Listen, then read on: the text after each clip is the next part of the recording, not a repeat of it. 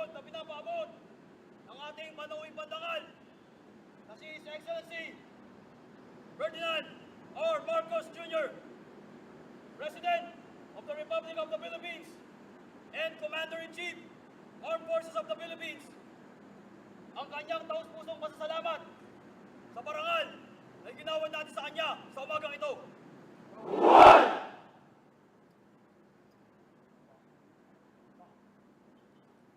Once again, the President of the Republic of the Philippines and the Commander-in-Chief, Armed Forces of the Philippines, His Excellency, President Ferdinand R. Marcos Jr.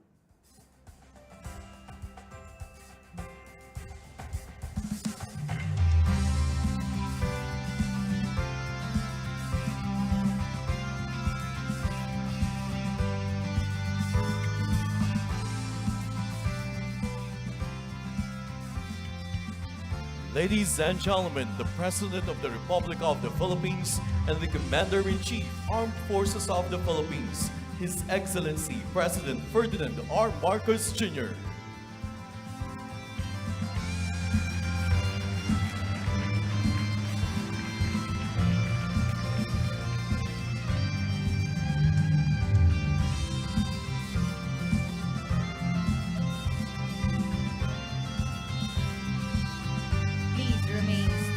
For the singing of the Philippine National Anthem, to be followed by the invocation, to be led by the Chief Air Chaplain, Colonel Dennis L. Bolanday, Chaplain Service, General Staff Corps.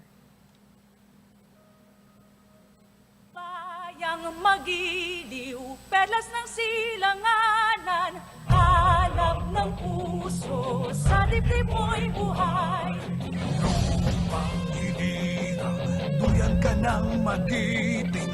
Sa manlulupi, di ka masisingil. Sa dagat ang tulong, sa simoy at sa langit mong lugaw. May dilag ang tula at awit sa pagdayang minamahal.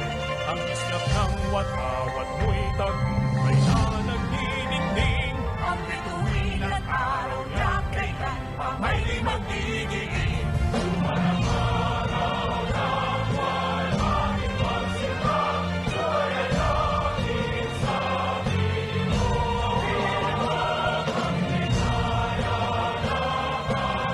bahagi.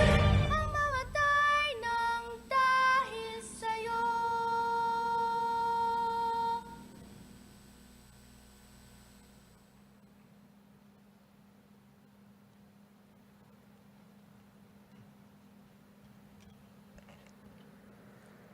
Let us pray.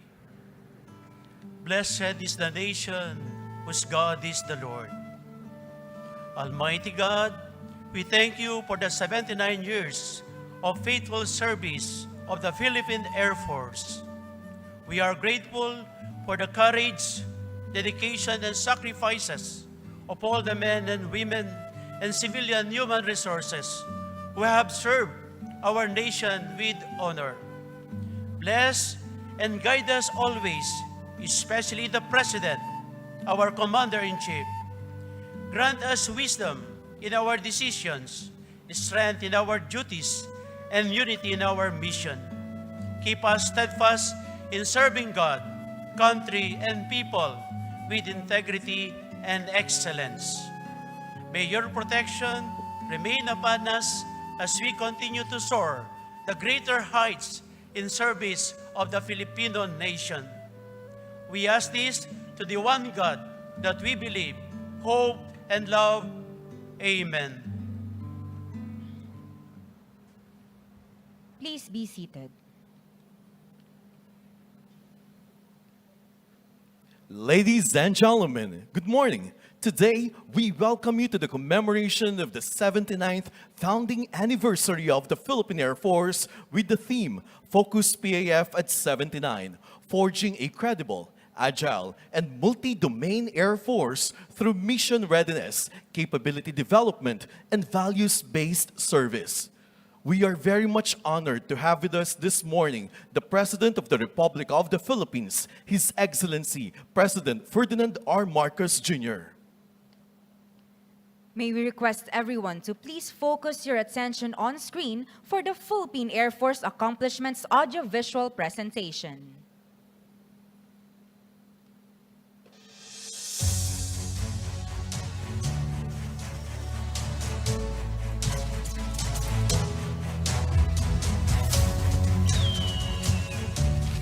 For 79 years, we have guarded the skies and carried the hopes of a nation. Sa bawat lipad, dala namin ang tiwala ng bawat Pilipino. Sa bawat misyon, may hangarin. Hangarin na magbigay ng serbisyo na may tatak, Air Force. From the depths of our maritime borders to the highest reaches of our territory, we are continuously monitoring, detecting, and defending. We are no longer just an Air Force. We are a multi-domain shield. Credibility is forged through capability. The sustained investments of our national leadership to the Philippine Air Force has achieved critical milestones in its modernization program.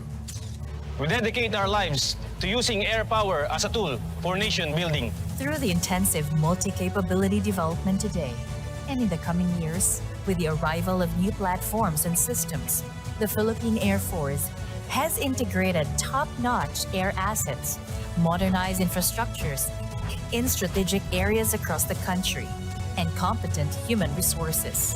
These advancements enhanced and will further strengthen our capabilities in battlefield air interdiction, close air support, heavy strategic airlift, maritime domain awareness, and other support systems. This is a modernized PAF, equipped, sustainable, and highly capable of securing our territorial integrity and sovereignty. Sa oras ng sakuna, hindi kami nagdadalawang isip. We don't just deliver aid, we deliver hope. Over the past year, the PAF remained at the forefront of national disaster response, executing vital airlift operations, complemented by ground support during devastating earthquakes, and deploying airborne fire suppression capabilities during critical fire incidents. We don't just secure the perimeter, we secure the survival of our people. Beyond defense, our mission-oriented focus is driven by nationwide civil-military operations. These deliberate community engagements bridges the gap between the Philippine Air Force's defense capabilities and public welfare. We do not just build a security presence. We build lasting institutional trust, reinforcing our commitment to the well-being and development of the Filipino people. Kalinga sa himpapawid, malasakit sa bawat Pilipino. Serbisyong hindi lang sa himpapawid, kundi sa bawat komunidad. True empowerment goes beyond hardware. In the lead-up to this milestone anniversary, the Philippine Air Force launched a series of comprehensive pre-anniversary activities designed to fortify the different facets of our organization. From intellectual discourse on defensive doctrines to strategic public forums, digital media innovations, and vibrant youth and stakeholder engagements.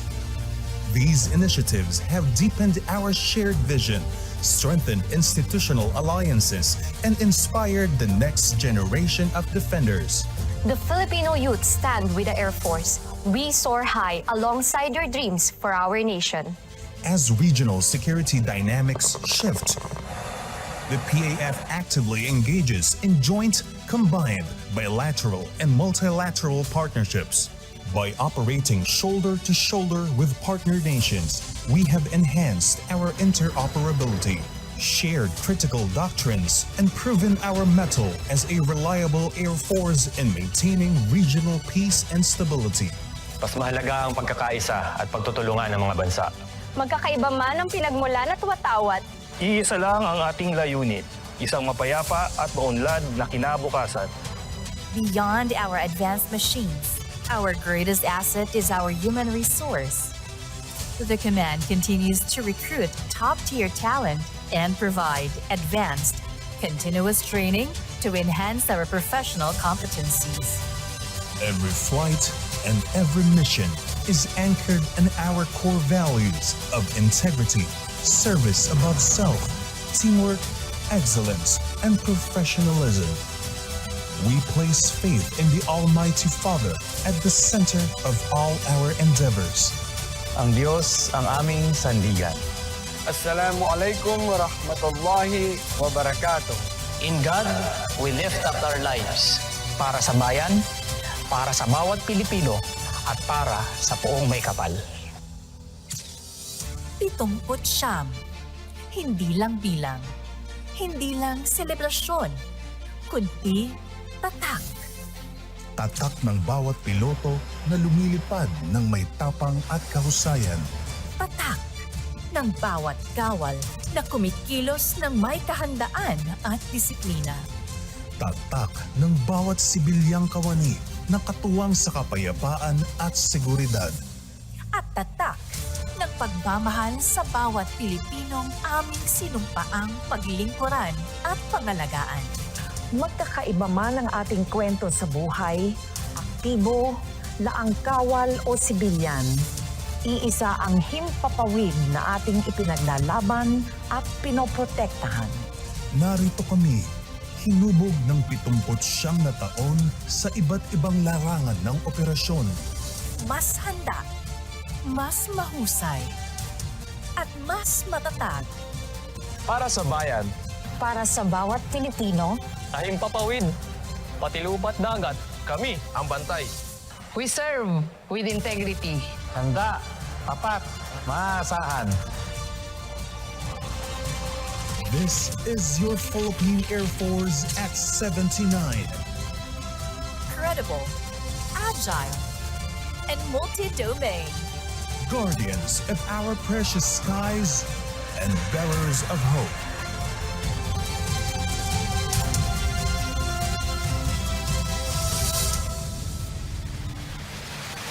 Congratulations to the men and women of the Philippine Air Force.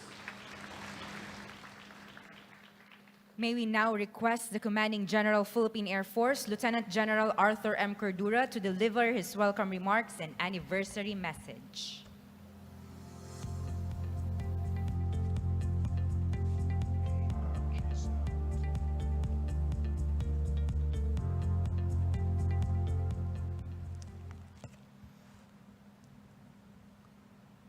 Let me first greet His Excellency Ferdinand Romualdez Marcos Jr., the President of the Republic of the Philippines and Commander-in-Chief of the Armed Forces of the Philippines. Secretary Gilbert Teodoro Jr., the Department of National Defense. Secretary Eduardo Oban Jr., of National Security, our National Security Advisor. General Romeo Browner Jr., the Chief of Staff, Armed Forces of the Philippines, and his lady, Madam Melody. Former Chief of Staff and former Commanding Generals of the Philippine Air Force and their ladies, guests from the Malacanang Palace, guests from the Department of National Defense, Commandant Philippine Coast Guard, Major Service Commanders, and Unified Commanders, guests from the General Headquarters, Armed Forces of the Philippines, members of the Foreign Armed Forces Attaché Corps, general and senior officers from the active, retired, and reserve military service, our awardees and other distinguished guests, members of the Philippine Air Force officers and enlisted personnel Ladies Central Club, men and women of the Philippine Air Force, my wife, Christine. Ladies and gentlemen, good morning. Agile, credible, responsive, and multi-domain. A beacon of hope supporting our bagong Pilipinas. These were among the salient points our Commander-in-Chief emphasized upon my assumption as Commanding General. Guided by this vision, the Philippine Air Force pursued its mission under the focused Philippine Air Force framework. Despite the constraints inherent in a modernizing Air Force, through the steadfast support of the Armed Forces of the Philippines, the Department of National Defense, and our Commander-in-Chief, we have continued to perform our mission, develop our capabilities, and strengthen our foundation as a values-based organization. Along the way, we achieved both major and modest victories, but we also encountered numerous challenges. Challenges that tested our resolve as an institution. Yet, Rather than allow these difficulties to define us, we choose to learn from them and move forward together. We cannot afford to be stymied by adversity, for the centrality of air power in safeguarding national security, contributing to nation building, and meeting the expectations of the Filipino people has never been more significant. The Philippine Air Force has likewise worked doubly hard to remain relevant in an increasingly complex security environment. As modern warfare evolves and new dimensions of air power emerge, there is a need for greater adaptability, interoperability, integration, and optimal use of capabilities of a small Air Force. It is in this context that we celebrate our 79th founding anniversary under the theme, Focus Philippine Air Force at 79, forging a credible, agile, and multi-domain Air Force through mission readiness, capability development, and values-based service. This theme captures not only our accomplishment over the past year, but also the direction we continue to pursue. It reflects our commitment to being an effective force provider to the unified commands and the joint force, advancing the objectives of the comprehensive archipelagic defense concept, and strengthening cooperation with allies and partners across all domains. Through joint air patrol operations, air intelligence, surveillance and reconnaissance missions, close air support, battlefield air interdiction, HADR, and other operational activities, the Philippine Air Force demonstrated what it can do with what it has, delivering operational effects that strengthened national defense, supported joint force objectives, and protected the interests of the Filipino people. Beyond current operations, we continued to build the foundation of air power, the planned acquisition of long-range patrol aircraft, the projected delivery of additional Black Hawk, Bell 412 EPX helicopters, advanced surveillance radar systems, and acquisition of flight simulators are steadily enhancing our ability to monitor, respond, and operate across greater distances and more demanding operational environments. Complementing this effort is the eventual completion of strategic basing in Pag-asa Island and Santa Ana, Cagayan, which will improve operational endurance, expand our strategic reach, and reinforce our ability to contribute meaningfully to the nation's defense posture. However, the true measure of our strength lies in the men and women who transform resources into mission success. As we modernize our platforms and systems, our human resource remain equally committed to cultivating professional excellence, leadership, resilience throughout the organization. Through programs that strengthen physical, emotional, mental, and spiritual well-being, alongside initiatives that promote mentorship, teamwork, and accountability. We continue to nurture a force that is disciplined in character, imbued with the warrior ethos, and firmly guided by our core values.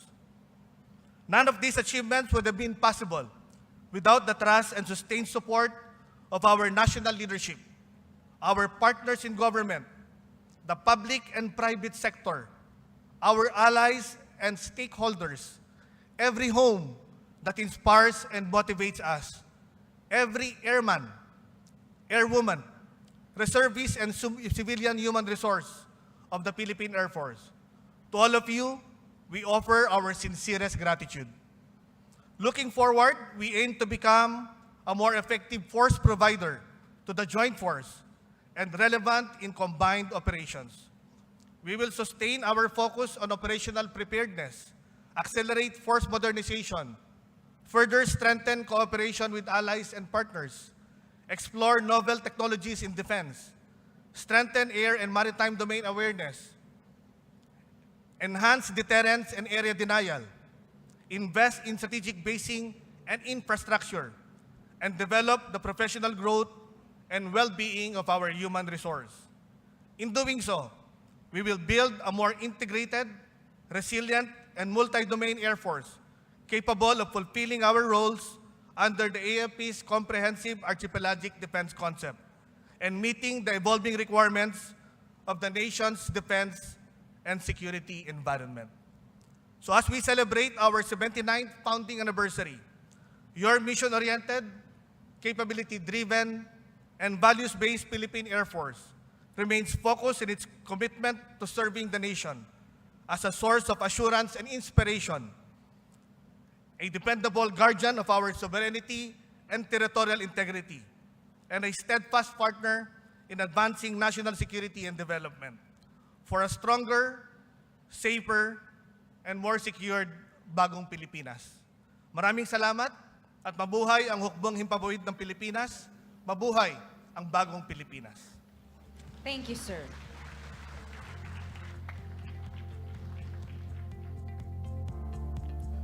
We shall now proceed to the presentation of awards. These awards are being presented to the Philippine Air Force units, officers, enlisted personnel, and civilian human resources for their meritorious and exceptional services rendered to the country and the Filipino people. May we request our guest of honor and speaker, the President of the Republic of the Philippines and the Commander-in-Chief Armed Forces of the Philippines to confer the awards. May we also invite the Secretary of National Defense and the Commanding General to assist the President.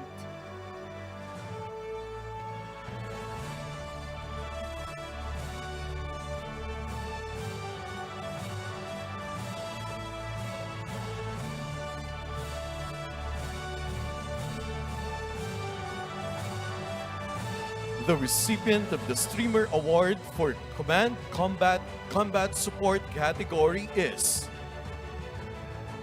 Air Defense Command. To receive the award is the Commander, Major General Ronnie D. Pitinglay, Philippine Air Force.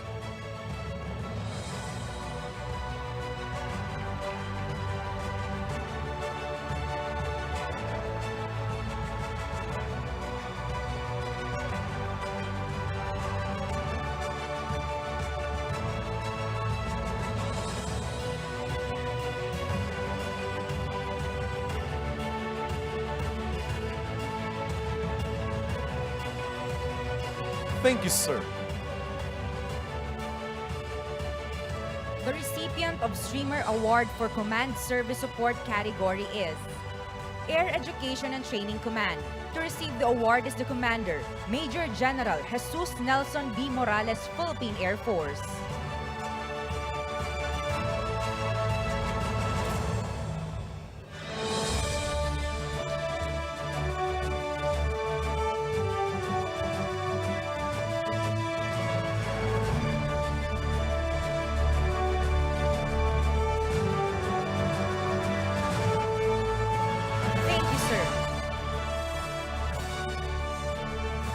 The recipient of the Streamer Award for Wing Combat Tactical Operations Wing category is Tactical Operations Wing Southern Luzon. To receive the award is the Wing Commander, Brigadier General Juliano C. Llarenas, Philippine Air Force.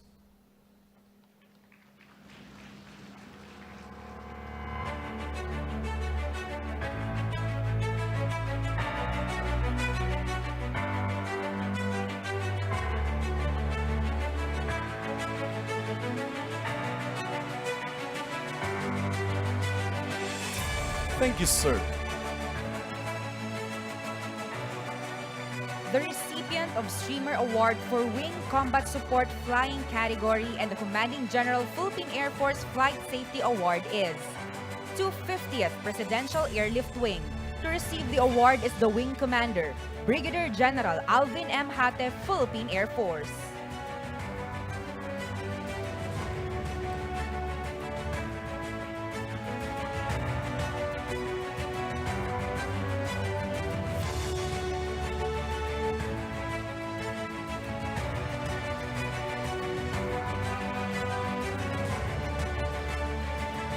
Thank you, sir.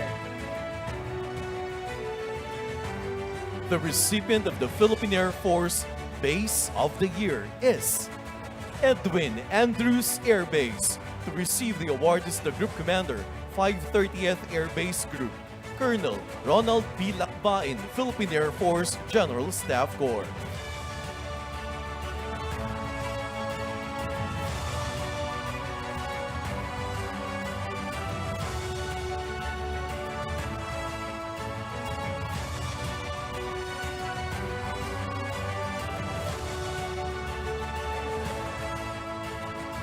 Thank you, sir. The recipient of Ready Reserve Wing of the Year is Tactical Operations Wing Reserve Southern Luzon. To receive the award is the officer in charge, Colonel Floreto I. Solano, Philippine Air Force General Staff Corps Reserve.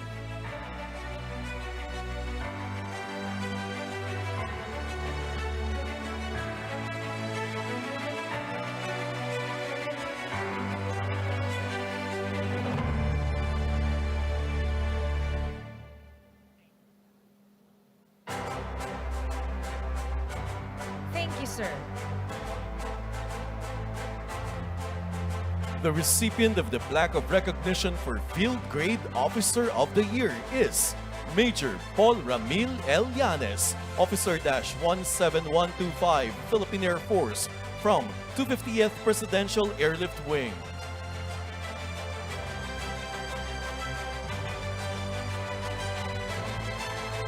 Thank you, sir. The recipient of plaque of recognition for Non-Commissioned Officer of the Year is Staff Sergeant Ramil L. Mones, 904096, Philippine Air Force, from 950th Cyberspace and Electronic Warfare Wing.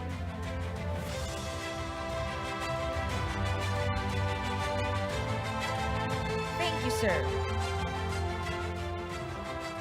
The recipient of the plaque of recognition for Reservist Field Grade Officer of the Year is Lieutenant Colonel Donald Patrick Lim, Officer-152990, Philippine Air Force General Staff Corps Reserve, from Tactical Operations Wing Reserve, Northern Luzon.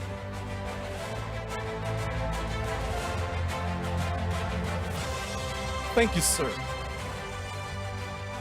The recipient of recognition for Civilian Human Resource Supervisor of the Year is Miss Janice L. Bernabe, Doctor of Education, Civilian Human Resource, from Air Education and Training Command.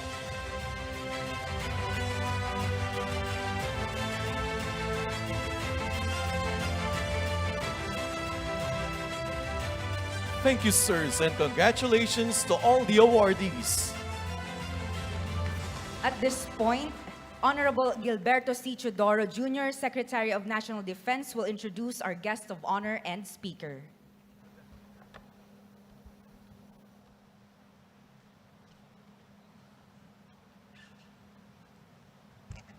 Ladies and gentlemen, the President of the Republic of the Philippines and Commander-in-Chief of the Armed Forces of the Philippines, His Excellency President Ferdinand R. Marcos Jr.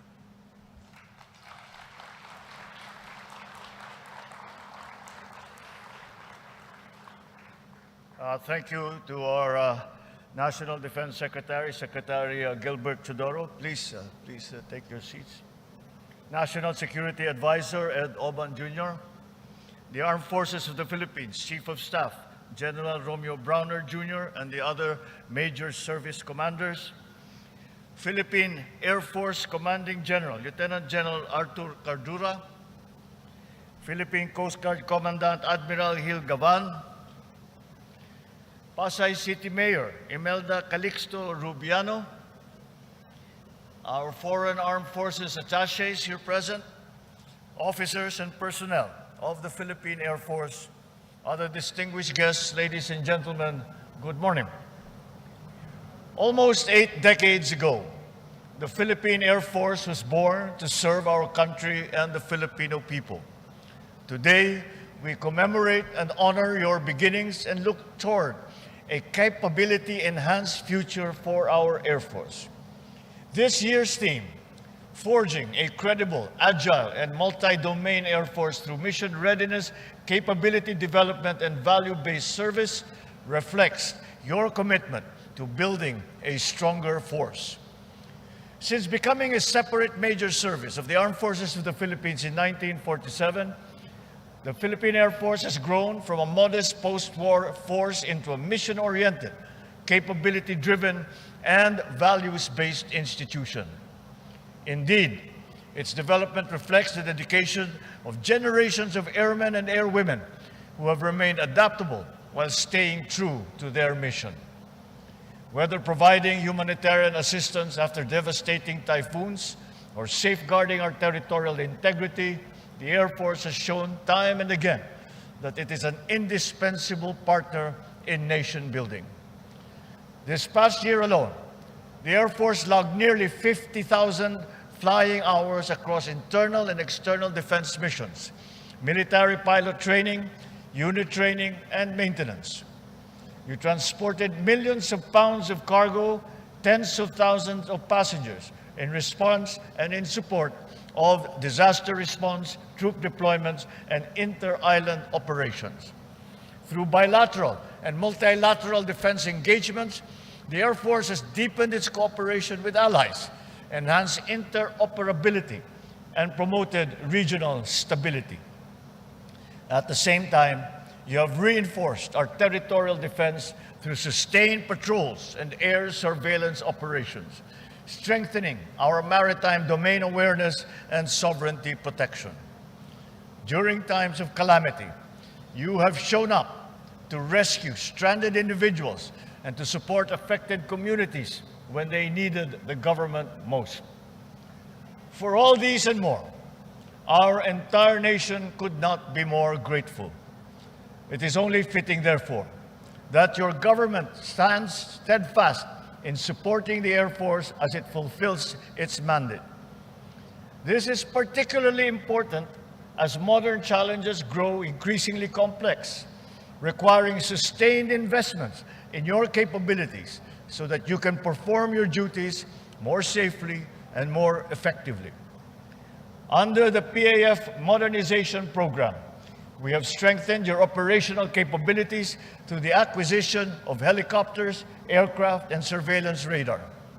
Equally important is our sustained investment in the people who make these capabilities meaningful. We continue to invest in your development through specialized intelligence training, advanced flight simulation programs, and participation in exercises with other major services and international counterparts.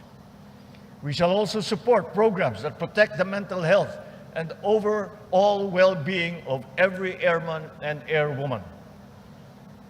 In line with this, I also reiterate my directive to the Philippine Air Force to ensure the airworthiness of all its aircraft and to uphold rigorously safety protocols in mission and training activities. Our aircraft carry the women and men who serve our nation. Their safety must always remain paramount. Be assured that the administration is committed to providing the Philippine Air Force with the resources, the opportunities, and the support necessary to carry out your mission with honor and with excellence. As your Commander-in-Chief, I encourage you to continue upholding the highest standards of professionalism, discipline, and integrity. Above all, remain faithful to your constitutional duty to protect our people and defend the democratic institutions that safeguard our freedoms.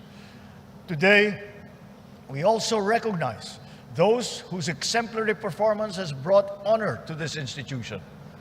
To this year's awardees, congratulations. Your achievements remind us that excellence is never achieved by chance. It is earned through consistent dedication to one's responsibilities. May your example inspire others to serve with the same sense of purpose. Let me also acknowledge the families of our military personnel. Know that your unconditional love, patience, and understanding has helped build the Philippine Air Force that our nation proudly celebrates today. As we mark this anniversary, let us remember that the strength of the Philippine Air Force rests on the character of the men and women who wear its uniform, the values that guide their service, and the trust that Filipinos have in them. Together, let us stay the course and build a bagong Pilipinas that is secure, resilient, and prepared for the challenges of tomorrow. Muli, maraming salamat sa inyong lahat. Mabuhay ang hukbong himpapawid ng Pilipinas. Thank you, sir, for that very inspiring message. May we request His Excellency the President to remain on stage for the presentation of memento by the Commanding General, Philippine Air Force.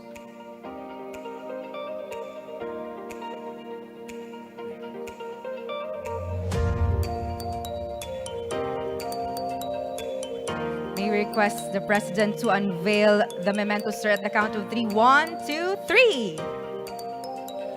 The memento is Wings of Legacy. The aircraft depicted represent significant milestones in the history and development of Philippine military aviation.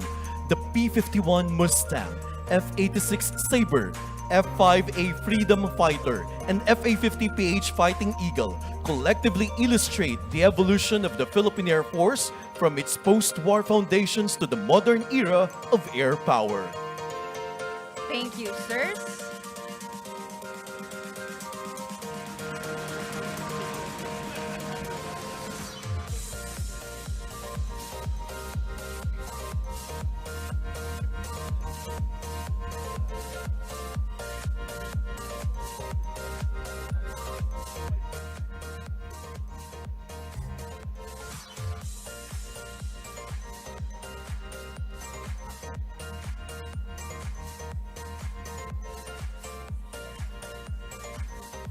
May I request everyone to please stand for the singing of the Philippine Air Force hymn.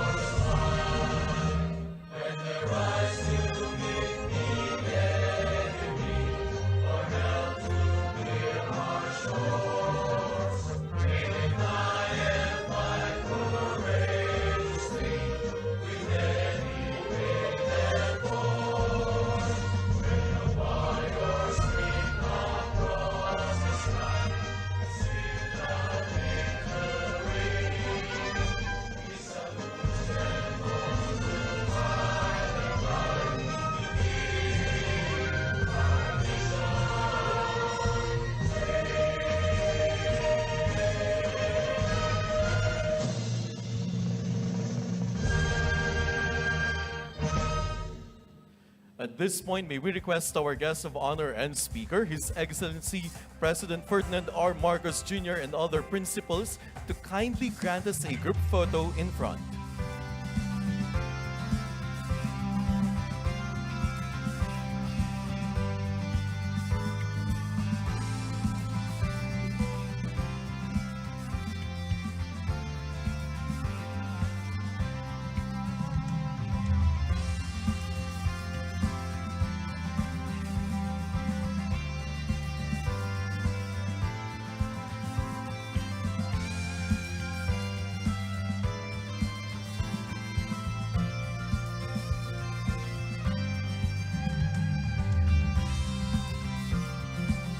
And that concludes our program for today.